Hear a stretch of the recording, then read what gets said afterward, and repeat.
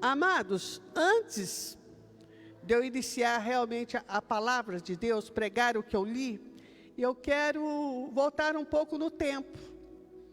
Eu quero voltar lá no livro de Deuteronômio, se você quiser também acompanhar, no versículo 28. Eu quero, para completar o que eu vou falar, eu preciso também estar lendo alguns versículos atrás. A palavra de Deus, em Deuteronômio, capítulo 28, e também antes do 27, mas eu falando 28 você vai entender, foi quando Deus mandou que Moisés levasse as pessoas que estavam com eles ali a caminho da Nova Jerusalém, de Canaã. Ele vai nesses montes, um chama Gerezim e outro chama Ebal. A palavra de Deus fala que no monte de Ebal, as pessoas que estariam ali iam dizer amém quando ele dissesse alguma coisa. E o outro povo ficaria no monte de Gerezim para confirmar o que ele estava falando. E a palavra aqui diz que quando Deus começou a falar através de Moisés, aquele povo que estava no monte de Ebal, ele disse, no primeiro versículo de Deuteronômio 27, diz assim: E deram ordem a Moisés e aos anciãos e ao povo de Israel, dizendo: Guardai todos estes mandamentos que hoje te ordeno. Será, pois, que no dia em que passares o Jordão, a terra que eu te der, o Senhor teu Deus, levantar-te-ás umas pedras grandes e cairás com cal. Caiarás, viu, irmã? Pintar. E havendo passado, escrevera nelas todas as palavras dessa lei, para entrares na terra que eu te der, o Senhor teu Deus. A terra que mana leite e mel, como te disse o Senhor Deus a teus pais. Pois será que quando houveres passado o Jordão, levantarei estas pedras que hoje te ordeno no monte de Ebal, e caiarás com cal. E ali edificarás um altar ao Senhor teu Deus, um altar de pedras, e alçarás ferros sobre ela. De pedras inteiras edificará altar ao Senhor teu Deus, e sobre eles oferecerás holocausto ao Senhor teu Deus. Também sacrificará ofertas pacíficas, e ali comerás perante o Senhor, e te alegrará. E nestas pedras escreverás todas as palavras desta lei, exprimindo-as bem. Falou mais Moisés, juntando com os sacerdotes e levitas, e todos de Israel, dizendo: Escuta, e ouve, ó Israel, neste dia vieste a ser por povo do Senhor Deus. Portanto, obedecereis à voz do Senhor teu Deus, e farás os seus mandamentos e os seus estatutos que te ordeno hoje. Aqui Deus falou com todo o povo a respeito do que Deus tinha mandado. E logo em seguida, no versículo 11, Deus começa a falar a respeito daquilo que ele queria que as pessoas obedecessem, porque senão ele ia amaldiçoar. Primeira coisa que eu quero lembrar aos irmãos, muitas vezes acontece alguma coisa na nossa vida, a gente fala, foi o diabo. Ah, porque aconteceu isso, foi o diabo. Irmãos, muitas coisas que acontecem na nossa vida de ruim, é o próprio Deus que faz, para que a gente possa entrar na linha. Quando você olha a história, né, dos personagens da Bíblia, quantas pessoas passaram por momentos difíceis, e as pessoas, quem foi? Era próprio Deus, de alguma forma nos ensinando a viver. E aqui na palavra ele diz, né? Ele começa falando daquilo que eles... Eu quero ler só um versículo mais aqui, porque senão estende muito. Mas aqui, ó, no versículo 13 diz assim: estes estarão para amaldiçoar sobre o monte de Ebal, que era Rubens, Gade, Azer, Zebulun, Dan e Naphtali. Então, quando Deus falava alguma coisa, olha, se você fizer isso, eu te amaldiçoo. Aquele povo dizia, amém. E aí eu vou para o capítulo 28, que fala sobre as bênçãos, né? Bênção é muito bom ouvir, né? Então, eu quero ler aqui um pedaço aqui para a gente entender. As bênçãos que serão lançadas sobre os montes de Gerizim. E será que ouvires a voz do Senhor teu Deus, tendo cuidado de guardar os seus mandamentos que hoje te ordeno? O Senhor teu Deus te exaltará sobre todas as nações da terra. Todas as nações da terra virão a ti te alcançarão, quando ouvires a voz do Senhor teu Deus. Aqui está as bênçãos. Bendito serás da cidade, bendito será no campo. Bendito será o fruto do teu ventre, o fruto da tua terra, o fruto dos teus animais, a criação das tuas vacas, o rebanho das tuas ovelhas. Bendito o teu cesto e a tua amassadeira.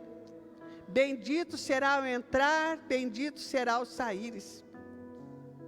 O Senhor entregará os teus inimigos, que se levantarão contra ti, ferido diante de ti.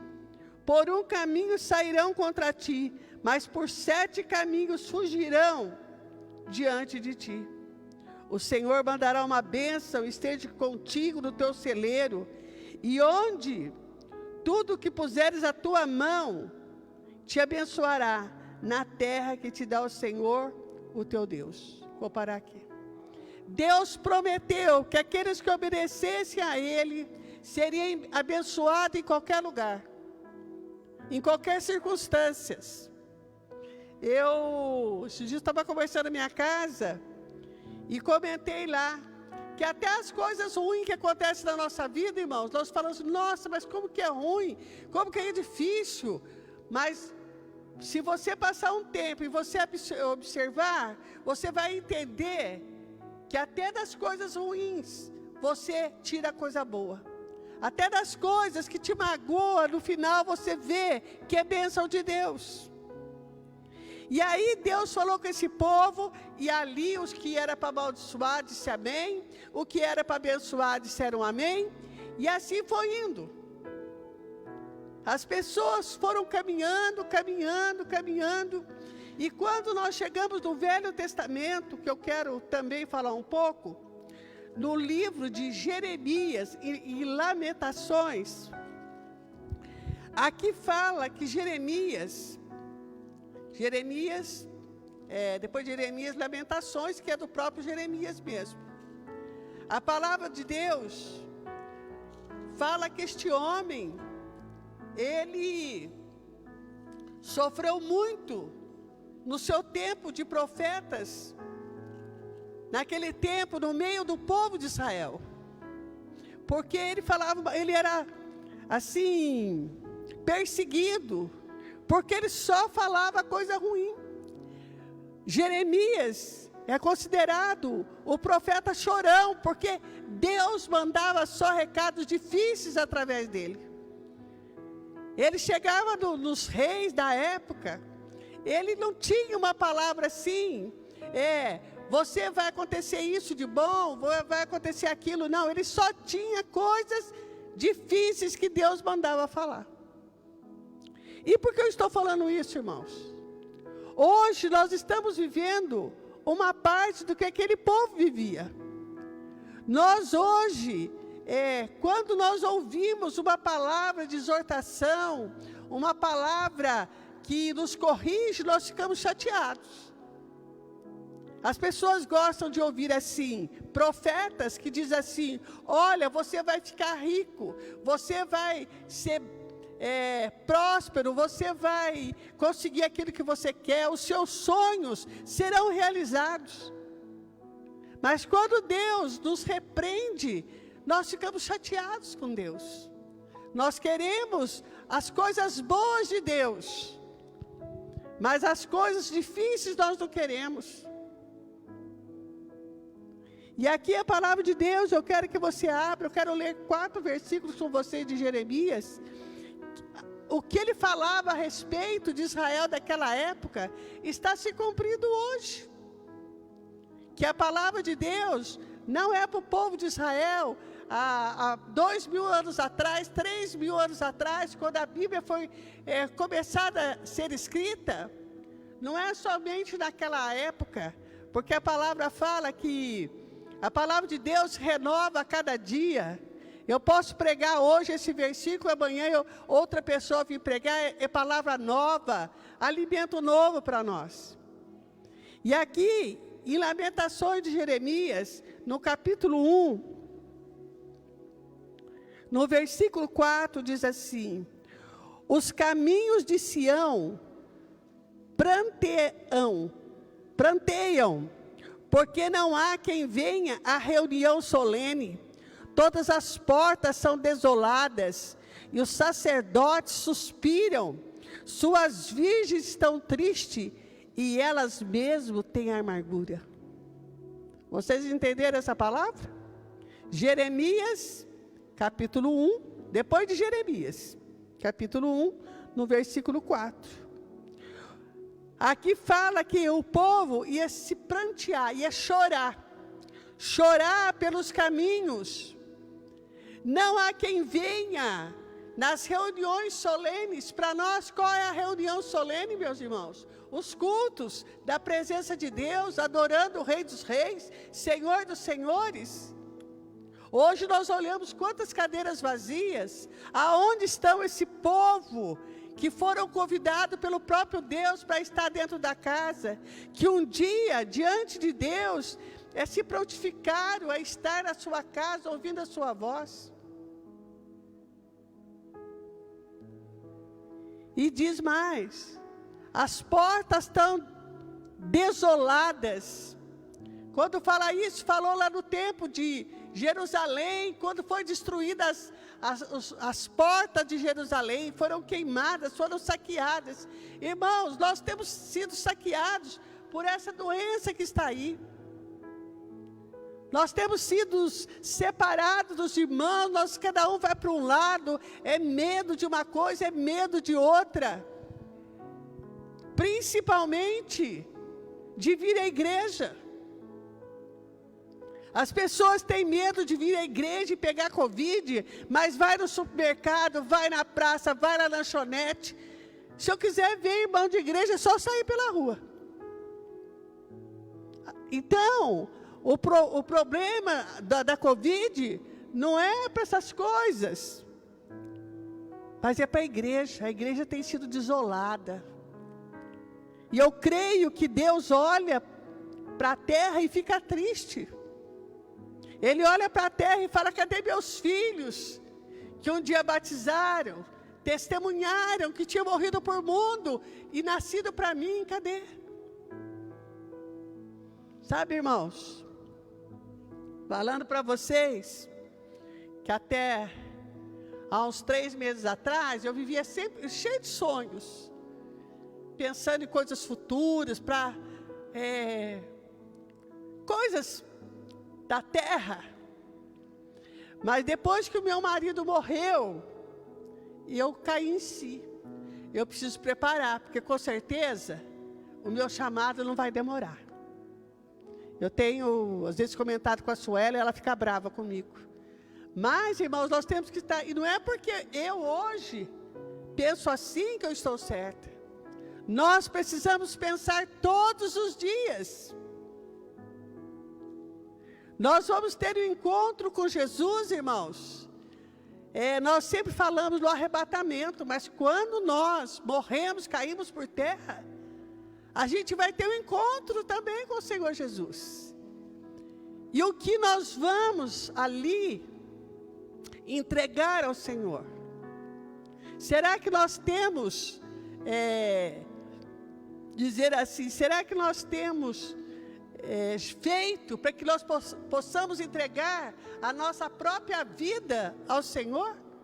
Será que quando eu chegar na presença de Deus, eu possa ter certeza que eu vou ser salva? Será que quando eu estiver na presença de Deus, eu tenho como me justificar de algumas coisas?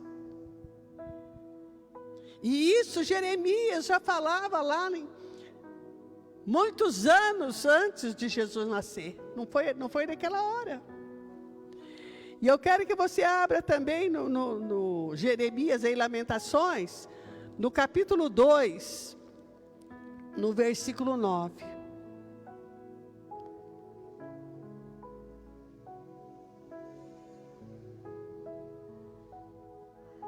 Fala assim, capítulo 2, no versículo 9. Bateram as suas portas, eles destruiu e quebrou os seus ferrolhos. E o rei e os seus príncipes estão entre as nações, onde não há lei e nem acham visão alguma do Senhor e os seus profetas. Quando nós olhamos para a televisão, os jornais, ou então o jornal escrito, o que nós vemos, irmãos? Isso aqui, um lugar sem lei. Não sei se os irmãos sabem, mas há uns 15, 20 dias atrás, perto da minha casa, 3 casas longe da minha, teve um assassinato. As pessoas hoje não têm amor às pessoas. As pessoas não dão valor na vida. E é assim que nós estamos vivendo, assim como Jeremias profetizou lá, antes de Jesus nascer, hoje está acontecendo no nosso meio. E qual é a nossa preocupação? Nós preocupamos com a nossa segurança, com todas as coisas. Mas a segurança da nossa alma, o que nós temos feito? Se eu cair por terra e ser salva, que pela misericórdia de Deus eu creio que eu vou ser salva, pelo sacrifício de Jesus. Mas se eu cair por terra, irmãos, as coisas que eu tenho de materiais, eu não vou levar nada. Quando você olha para o livro de Jó, na sua situação difícil ali, perdida a sua família, perdido os seus bens, perdida a sua saúde, quando a sua mulher fala para ele, amaldiçoa o seu Deus e morra, o que ele fala para ela? Ele diz para ela, da mesma maneira que eu vi um mudo, nu, eu vou voltar. Porque ele estava ligado a Deus, ele estava ligado aos céus, ele não estava ligado com as coisas passageiras, materiais da terra. Então nós precisamos, irmãos, fazer uma análise da nossa vida. Nós precisamos entender que nós estamos vivendo num momento muito difícil. E eu ainda não estou pregando lá ainda não, viu, irmãos? Vamos para o capítulo 4.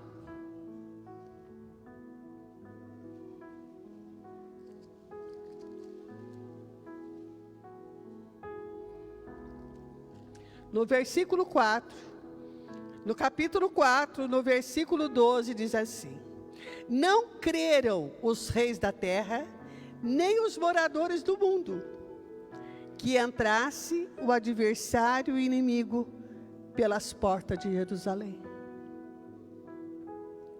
O que eu entendo disso, irmãos? Naquele tempo, quando nós falávamos de Jerusalém, porque aconteceu tudo com aquele povo de Jerusalém? Porque eles esqueceram de servir ao Deus verdadeiro, o Deus que fez os céus e a terra. Nós, quando lemos a Bíblia, estudamos, nós lemos que as pessoas amam mais o mundo do que a Deus. Se ele tiver que decidir por Deus, ou pela vida na terra, ele troca. E quero até dar um exemplo bíblico. Quando aquele jovem procurou Jesus, e Jesus perguntou para ele como era a vida dele diante de Deus. Ele disse assim: tudo aquilo que a igreja, o estatuto da igreja me manda fazer, eu faço tudo. Eu sou dizimista, eu vou na igreja, eu adoro a Deus e tantas coisas. Mas quando Jesus falou para ele assim: vende tudo que você tem, porque ele era um homem rico, ele era das sinagogas, ele estava no templo pregando, e ele diz assim: vende tudo que você tem, porque ele era rico, e ele conhecia a palavra, ele era príncipe das sinagogas. Quando Jesus fala: vende tudo que tem, dá aos pobres e me siga, você sabe o que ele fez? Ficou triste, abaixou a cabeça e foi embora e não deu resposta para Jesus. E hoje não é diferente. Nós estamos vivendo em tempos, irmãos, que se você colocar a nossa vida diante de Deus e diante do mundo, pessoas desistirão. Tem pessoa até que diz que quando morre acaba. Você vai morrer, vai acabar como um animal qualquer. Não se preocupe, porque esse negócio de céu, de Jesus, viver eternamente, isso aí não vai existir. E baseado nisso, muitas pessoas vão perder a salvação por pensar desse jeito. Então, quando eu volto agora aqui, que era só isso que eu queria falar para vocês, e quero também dar uma curiosidade, esse Lamentações, não sei se vocês viram aí, tem no começo dos capítulos, está aí Aleph, Bet, Dalet, isso aí é alfabeto hebraico, viu? Estuda lá, que quando alguém perguntar para você, você já sabe. É o alfabeto hebraico que está escrito aqui em Lamentações. Aí você vai ver, e são 22 letras do alfabeto hebraico. Amém? Que é uma escola também. Amém? Então, irmãos, eu quero voltar aqui em Marcos, aonde eu li. Marcos 3.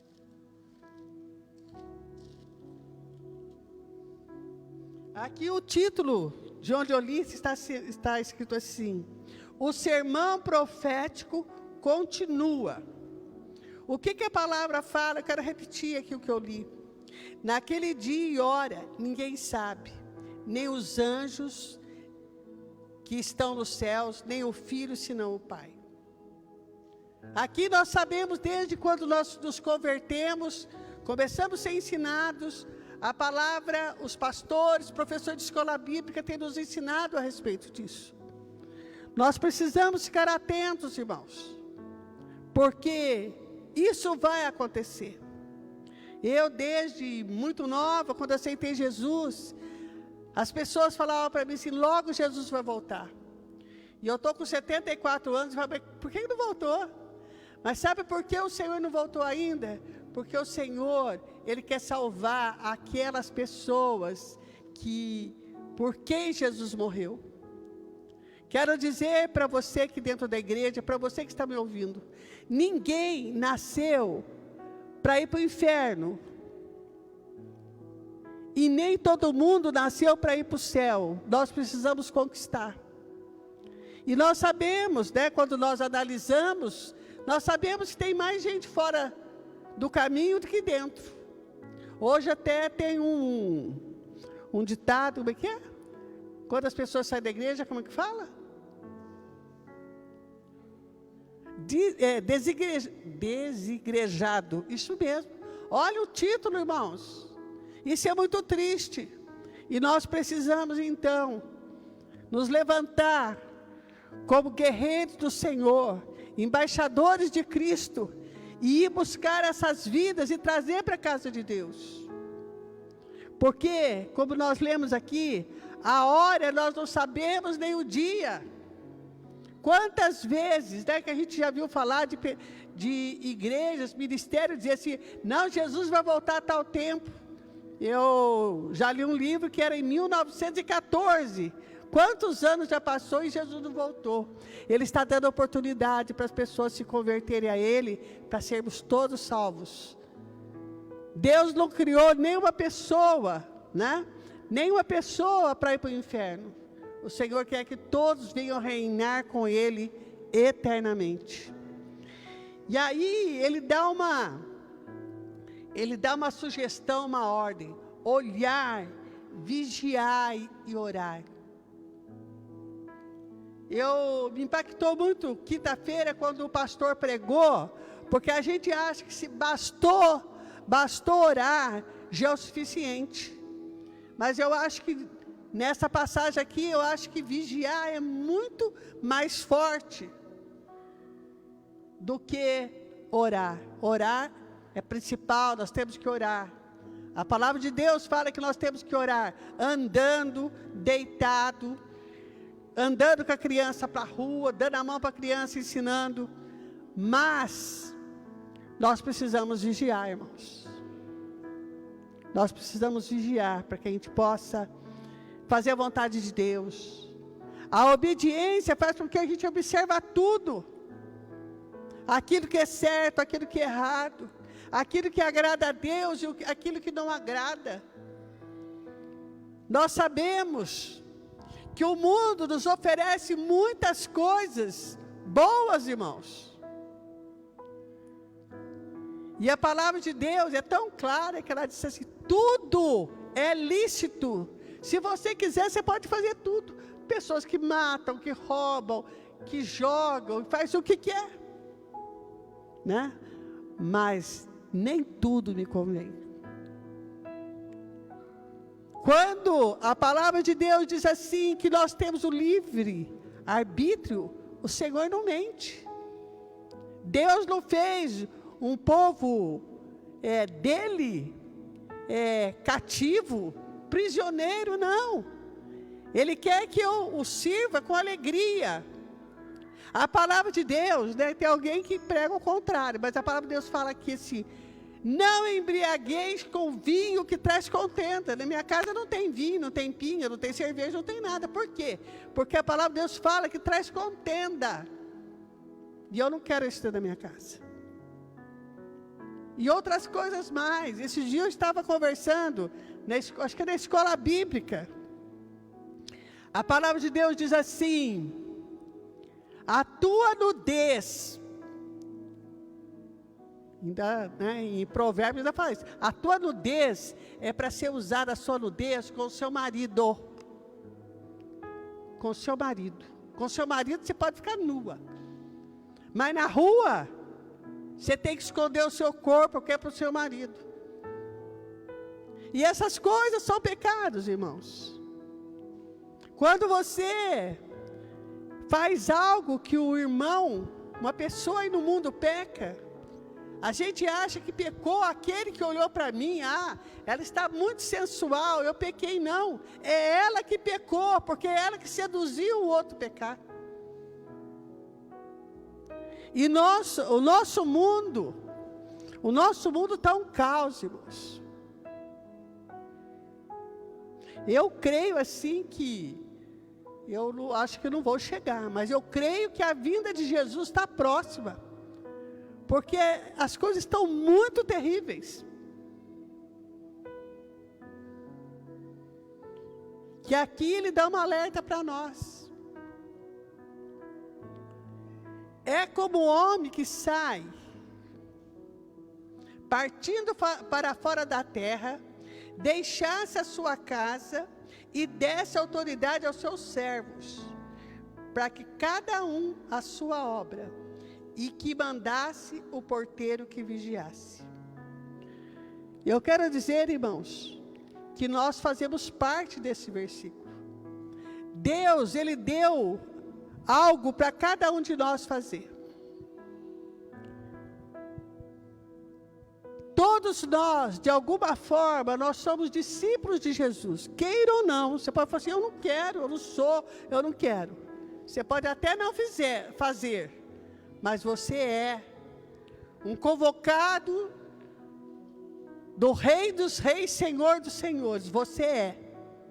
A partir do momento que nós aceitamos Jesus como Salvador, nós temos uma aliança com Ele.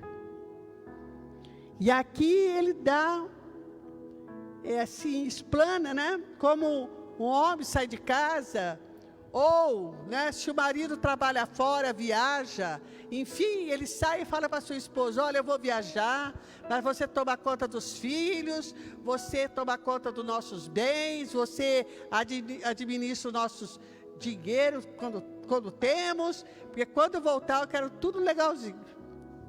E quando o marido volta, o que acontece? Ele vai prestar conta, nós vamos prestar conta para o marido.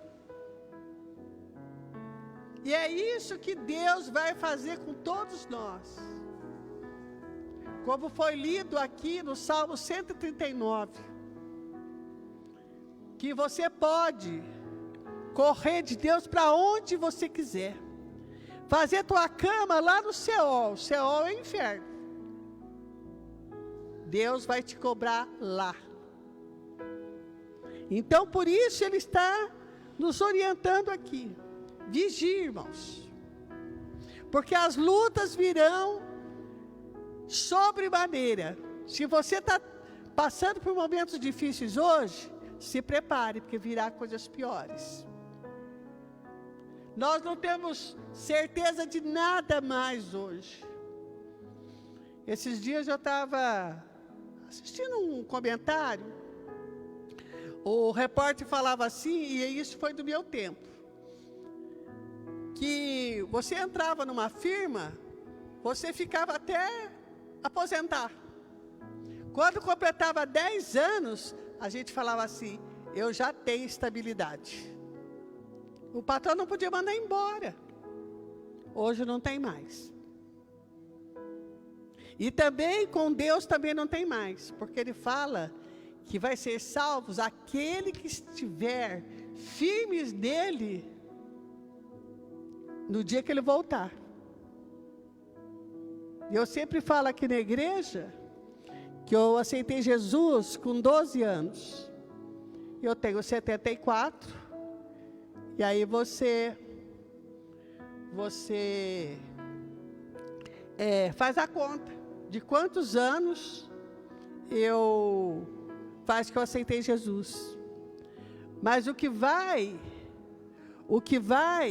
valer diante de Deus é o momento que Jesus voltar. Não é o tempo que eu servi a Deus desde 12 anos. Não. É o tempo que a maneira que eu estiver, quando Jesus voltar, que eu vou ser salvo. Então a palavra diz assim, vigiai-vos, pois não sabei quando virá o Senhor da casa, se é à tarde, se é à noite, se é ao cantar do galo, ou pela manhã. Não sabemos. Nem o próprio Jesus, quando perguntaram para ele,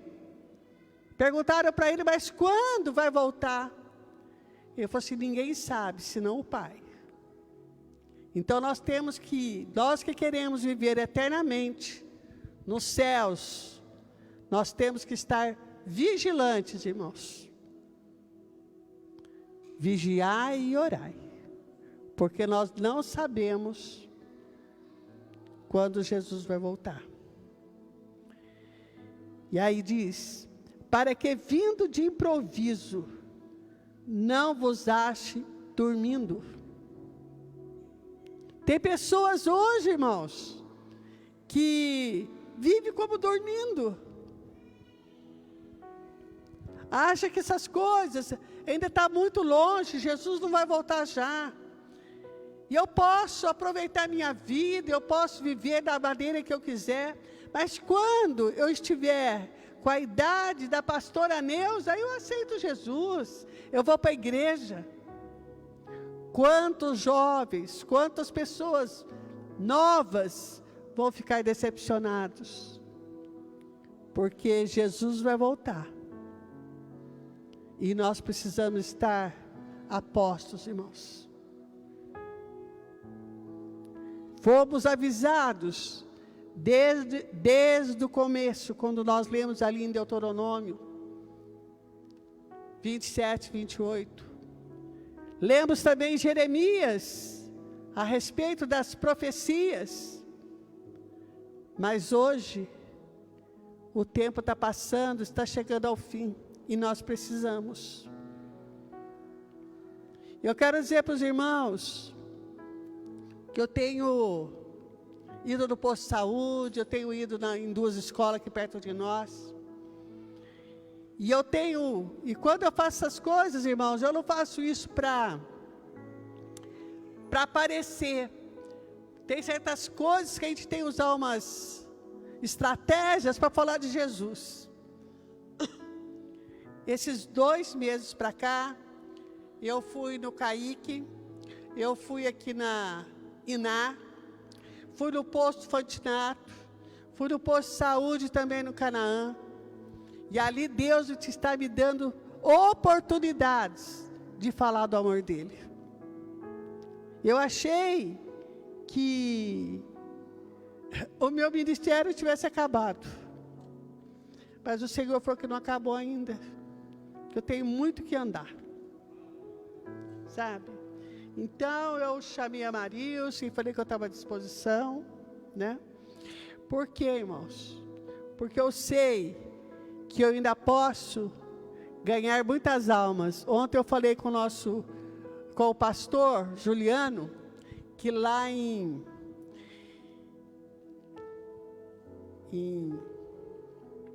Salmos, você viu como que o Espírito Santo me ajuda? Já abri onde eu quero. Salmos 92, no versículo 12, diz assim: o justo florescerá como palmeira, crescerá como o cedro do Líbano. Não é esse não, é o 14. Na velhice ainda darão frutos, serão viçosos e florescentes. Olha que bênção. Então, não é a idade que faz com que a pessoa precise parar de pregar ou de fazer alguma coisa para Deus. Basta ele ter disposição.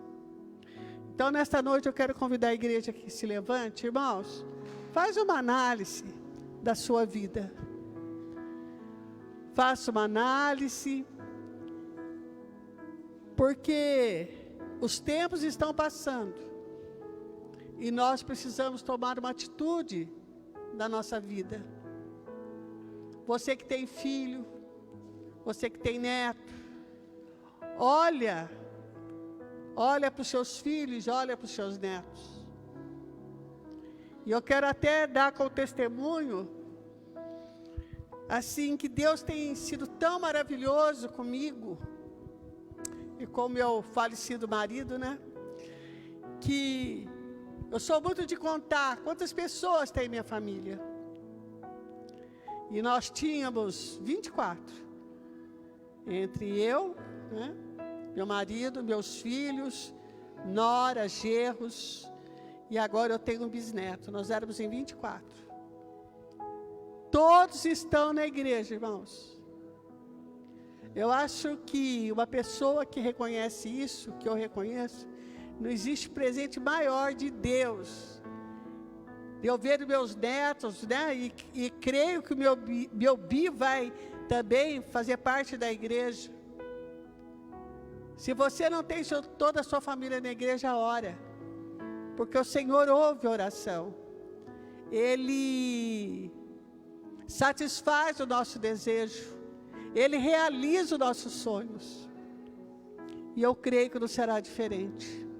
Então, nesta noite, em nome de Jesus, se coloque na presença de Deus, e com certeza Ele vai satisfazer o teu coração. Senhor,